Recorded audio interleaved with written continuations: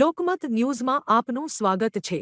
વડોદરા જિલ્લાના સાવલી તાલુકામાં આવેલા પ્રસિદ્ધ ભીમનાથ મહાદેવ મંદિરમાં રાત્રિના સમયે તસ્કરોએ ચોરીની ઘટનાને અંજામ આપ્યો છે। આ બનાવને પગલે સ્થાનિકોમાં ભારે રોષ અને ચિંતા ફેલાઈ છે। મળતી માહિતી મુજબ અજાણ્યા શખ્સોએ મંદિરને નિશાન બનાવી અંદર પ્રવેશ કર્યો હતો। મંદિરના ગર્ભગૃહમાં સ્થાપિત ભગવાનના શૃંગારમાં વપરાતું બહુમૂલ્ય છત્ર, ચાંદીની પાદુકા તેમજ અન્ય કિંમતી સામગ્રી ચોરી કરી લઈ જતા રહ્યા હતા। વહેલી સવારે સિક્યોરિટી ગાર્ડ અને દર્શનાર્થીઓ મંદિર ખાતે પહોંચ્યા ત્યારે ચોરીની ઘટનાની જાણ થઈ હતી। મંદિર પ્રાંગણમાં સામગ્રી વિખેરાયેલી હાલતમાં જોવા મળતા તરત જ સાવલી પોલીસને જાણ કરવામાં આવી હતી। માહિતી મળતા જ પોલીસનો કાફલો સ્થળ પર દોડી આવ્યો હતો અને સીસીટીવી કેમેરાના ફૂટેજ ચકાસવાનું શરૂ કર્યું છે। આરોપીઓની ઝડપી ધરપકડ માટે તપાસ તીવ્ર બનાવવામાં આવી છે।